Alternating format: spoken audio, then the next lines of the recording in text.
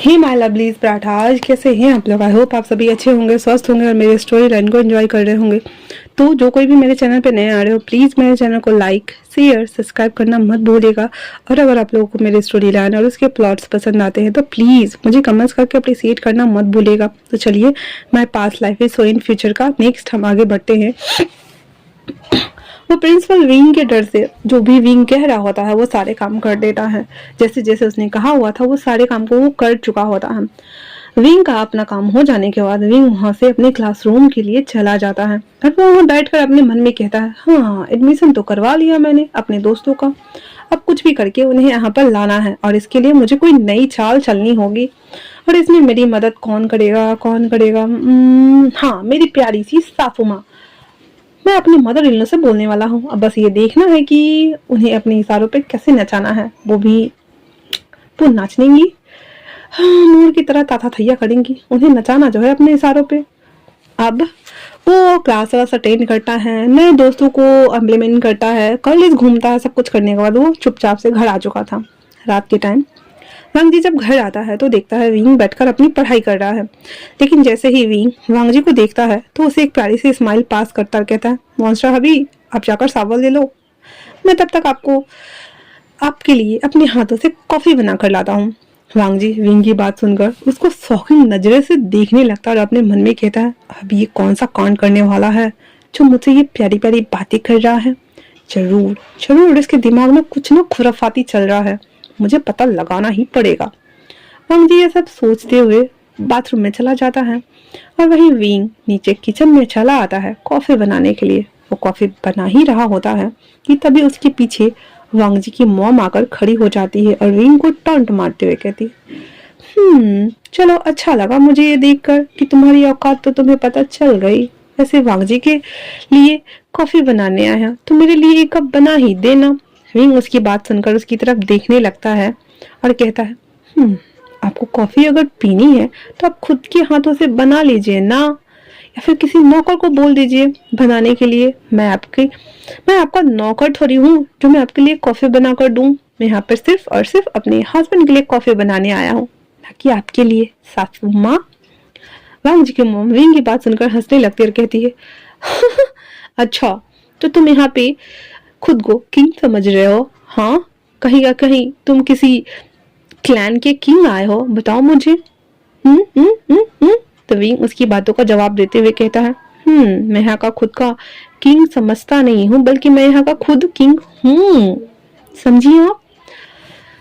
तो उसकी मॉम कहती है, ओह फिर तो तुम बहुत बड़ी गलतफहमी में हो बच्चे, तुम यहाँ के किंग हो, क्योंकि रियलिटी तो ये है कि तुम सिर्फ एक खिलौने हो, मेरे बेटे के खिलौने, जिसको वो अपने खेलने के लिए यहाँ पर लेके आया है।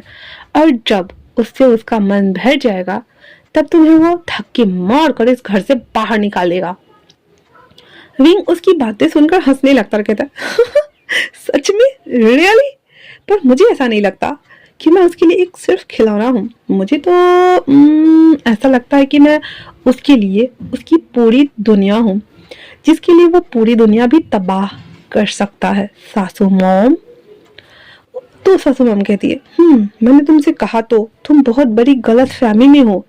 तुमने इतनी बड़ी गलत फहमी पाल रखी है कि तुम मेरे बेटे के लिए सिर्फ एक महंगे शोपीस की तरह हो, जिसे वो संभाल कर रखता है, उसकी देखभाल करता है कि कहीं उस शोपीस को चोट ना लग जाए और वो टूट के घर न जाए। बच्चों को तो देखा ही होगा, जिनके हाथों में महंगे महंगे खिलौने होते हैं, वह उसे खिलौने को अपने दिल जान से संभाल कर रखता है, क्योंकि उन्हें उसे कुछ टाइम के लिए ही लगाव जो हो जाता है। लेकिन जब उन्हें बच्चों को अपने उन खिलौने से जी भर जाता है तो वो उन्हें कचरे में फेंक देते हैं। एक दिन तुम्हारा भी यही हाल होने वाला है। बस एक बार मेरे बेटे का तुमसे जी भर जाए, फिर उसके बाद वो खुद तुम्हें उठा करके कचरे के ढेर में फेंक कर आएगा और फिर तुम्हारी औकात एक सड़क पर भीख मांगने वाले की हो जाएगी, एक भिखारी से ज्यादा कुछ नहीं, समझे तुम? वैसे एक बात माननी पड़ेगी तुम्हारी, तुम थोड़ा सा ज्यादा खूबसूरत हो बाकी लड़कों से, इसीलिए इसीलिए वांगजी ने तुम्हें अपने पास रख रखा है, वरना वो भी तब तक जब तक कि वो तुम्हें पूरी तरह से यूज नहीं कर लेता। What do you mean I am saying that? हाँ, विंग उसकी बात सुनकर कहता है, ओ आपको ऐसा लगता है कि वो मुझसे प्यार नहीं करता?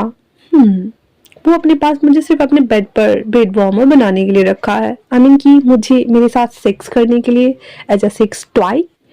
वांग जी की मॉम कहती है, ऐसा कुछ, क्योंकि कोई लड़का लाइफ टाइम किसी लड़की के साथ नहीं रह सकता ना, उसे भी तो अपने आप को आगे बढ़ाना है, उसे भी तो अपने बच्चे चाहिए होंगे ना, और तुम तो ये सब दे नहीं पाओगे ना उसे। बताओ मुझे, तुम तो बेबी बर्थ भी नहीं कर सकते, फिर वो तुम्हारे साथ लाइफ टाइम कैसे रह सकता है? एक लड़का कभी प्रेग्नेंट होता है क्या? तुमने सुना है? लाइक करना, बेड वार्मर बनाना ये अलग थिंग्स है, पर अपने परिवार के बंस को आगे बढ़ाना ये अलग थिंग्स है। व्हाट डू यू मीन भाई? हाँ हाँ, इसीलिए जब तक यहाँ पर हो हम सब मेरे साथ अच्छे से बिहेव करो। क्या पता जब मेरा बेटा तुम्हें सड़क पर उठाकर फेंक दे और तुम्हें उधर से अगर मैं गुजरते हुए देखूं तो मैं तुम्हें भीख दे दिया करूंगी ताकि तुम्हारा गुजारा हो जाए। रविंग को उनके बातें सुनकर बहुत तेज गुस्सा आ रहा होता है और वो एकदम से गैस से दूध को उतारकर नीचे रख देता है और उसे जलते हुए गैस पर अपने हाथों को रख देता है। वांग जी की मम जब उसको ऐसा करता हुआ देखती है तो वो कहती है, तो ये क्या कर रहे हो हाँ तुम?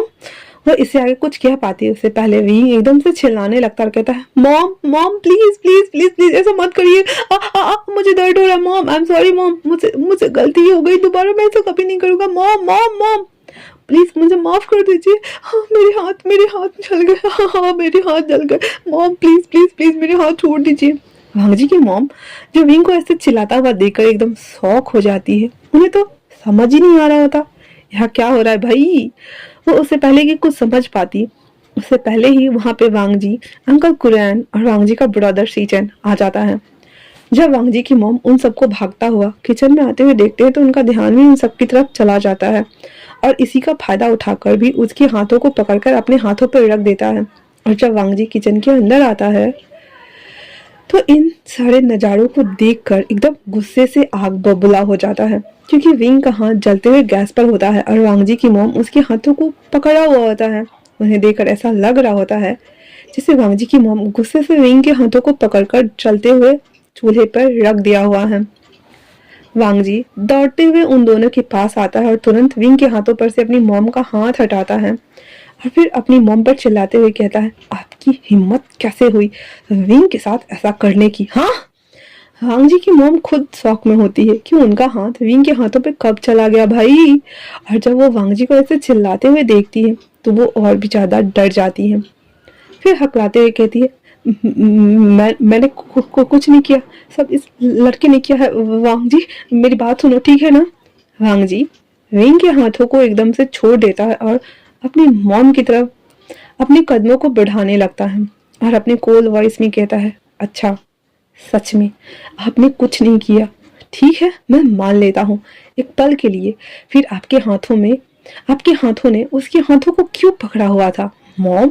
और आप कहना क्या चाह रही है? उसने खुद को जलाने की कोशिश की है? हाँ।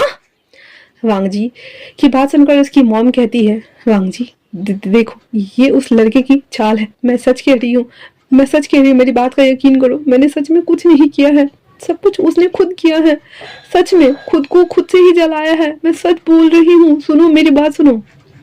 वांग जी कुछ कहने ही वाला होता है कि तभी विंग जोर जोर से चिल्लाने लगता है, कहता, मोस्टर अभी मुझे सच में बहुत तेज जलन हो रही है, मेरा हाथ जल रहा है, प्लीज इसे ठीक कर दो ना, प्लीज प्लीज प्लीज मोस्टर अभी मेरा हाथ। और वो ऐसे बोलकर रोना धोना शुरू कर देता है।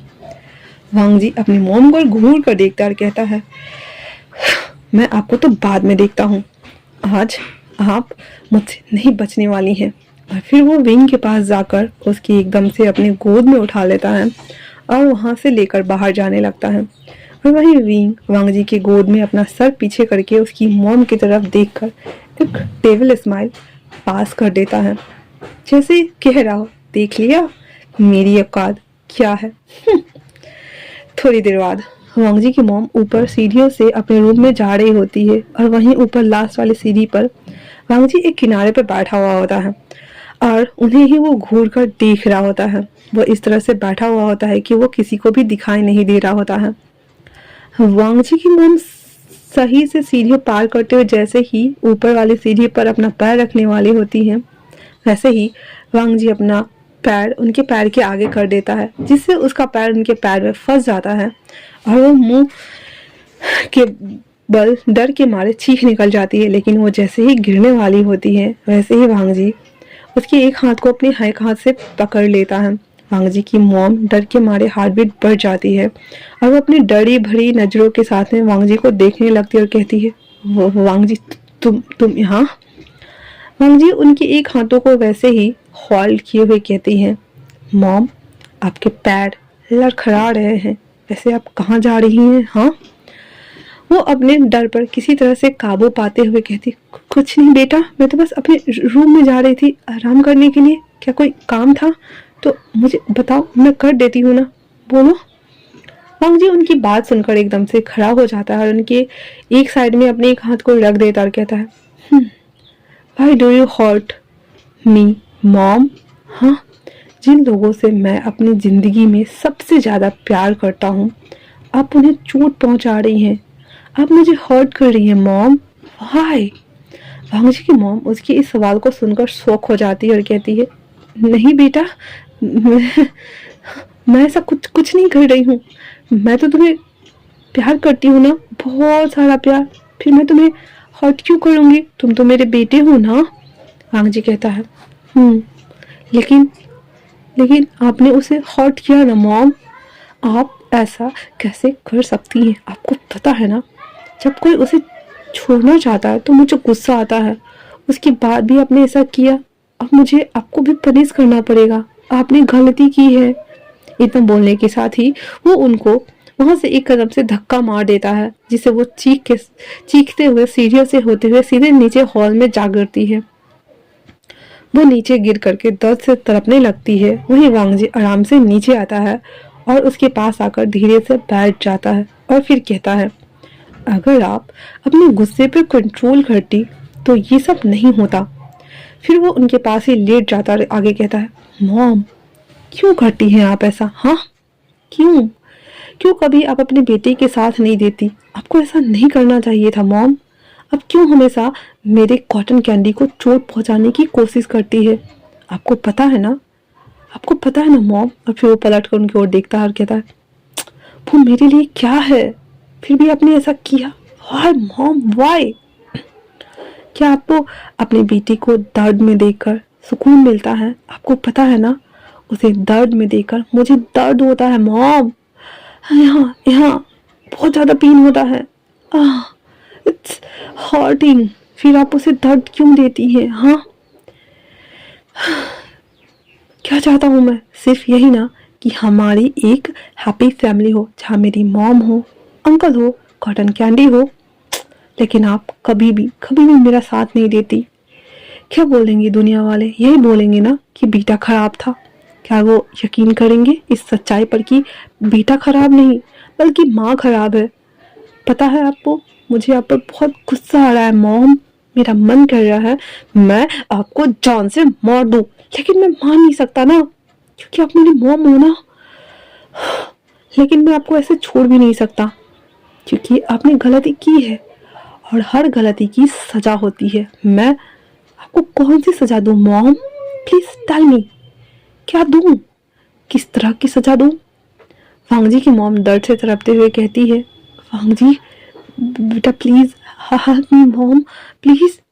वांग जी उनकी बात सुनकर कहता है, अभी भी आपको अपना दर्द नजर आ रहा है? अपने बेटे का दर्द तो आप महसूस नहीं कर सकती ना मॉम। आपको मेरे कॉटन कैंडी के साथ ऐसा नहीं करना चाहिए था। Don't blame me mom. आपको कॉटन कैंडी के साथ ऐसा नहीं करना चाहिए था। अब आपको मरना होगा मॉम, आपको मरना ही होगा। वांग जी की मॉम वांग जी की बात सुनकर एकदम से शॉक हो जाती है और वो जोर से चिल्लाने लगती है। उनके चिल्लाने की आवाज सुनकर अंकल तुरंत अपने रूम से बाहर निकल आते हैं। उनको आता हुआ देखकर वांग जी तुरंत अपनी जगह से उठकर बैठ जाता है और अपनी मॉम को उठाने लगता है और कहता है, मॉम क्या हुआ आपको? अंकल देखिए ना, मॉम गिर गई हैं। अंकल जल्दी से डॉक्टर को कॉल करके कहिए ना, इन्हें चोट लग गई है प्लीज। थोड़ी देर बाद वांग जी की मॉम अपने बेड पर लेटी हुई होती है और उनके सर पर पट्टी बंधी हुई होती है। उसके एक हाथ पे प्लास्टर चढ़ा हुआ होता है और घर के सारे मेंबर वहां खड़े होते हैं। अंकल खुरैन कहते हैं वांग जी से, ये सब कैसे हुआ? वांग जी अपने चेहरे पे एक सैड एक्सप्रेशन लाते हुए कहता है, मॉम सीढ़ियों से गिर गई थी, देखिए कितनी चोटें आई हैं, बहुत दर्द हो रहा होगा ना मॉम आपको? हाँ।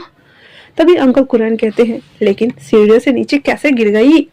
वांग जी कहता है, जब इंसान की कदम लड़खड़ाए और होश न हो तो हादसे हो ही जाते हैं, है ना मॉम? और आपको तो पता है ना, ये मेरी कभी नहीं सुनती है। नशे की हालत में सीढ़ियों से नीचे उतरने की कोशिश कर रही थी और गिर गई।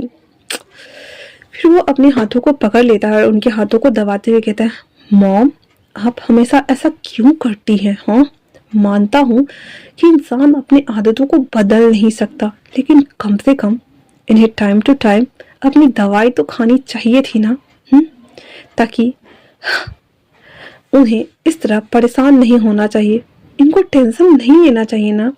इनका ध्यान रखने के लिए यहाँ पे तो इतने सारे लोग हैं और ये बहुत जल्दी ही ठीक हो जाएंगी, है ना मॉम? रिंग भी वहाँ पे खड़ा होकर एक मिस्टीरियस स्माइल के साथ उनको ही देख रहा होता है। फिर एक एक करके वहाँ से सभी लोग चले जाते हैं और अब वहाँ पे सिर्फ रिंग बचा हुआ होता है। फिर रिंग एकदम से उनके पास चला जाता है और उनके तकिए को सही करने के बहाने उनके पास जाकर कहता है, जिस बेटे के लिए आप अभी कुछ देर पहले ही मुझे इतना सुना रही थी सासू माँ, देखा इसी बेटे ने आपका क्या हाल कर दिया। वो बाट, वो भी एक मामूली से खिलौने के लिए, जस्ट लाइक मी। सासू मॉम, वांग जी की मॉम रिंग की बातें सुनकर कहती है, ज़्यादा उड़ने की जरूरत नहीं है, सिर्फ 36 घंटे। देखो मैं कैसे इन 36 घंटों के अंदर तुम्हारी सच्चाई घर वालों के सामने लाती हूँ और फिर तुम बस देखते जाना, वांग जी तुम्हें खुद यहाँ से घर से लात मार के बाहर निकाल देगा। रिंग उसकी बात सुनकर स्माइल मारते हुए कहता है, हाँ रियली में? 34 आवर्स, आप मुझे 34 आवर्स के अंदर इस घर से बाहर निकालने वाली है ना? लेकिन मैं आपको सिर्फ 24 आवर्स देता हूँ, आप बस देखते जाइए 24 आवर्स के अंदर मैं आपको कैसे इस घर से बाहर खट्टी हूँ वो भी हमेशा हमेशा के लिए सासू मॉम। तो आज के लिए इतना ही। कैसा लगा आप लोगों को ये पार्ट मुझे कमेंट्स करके जरूर बताना। तब तक के लिए थैंक्स फॉर वॉचिंग।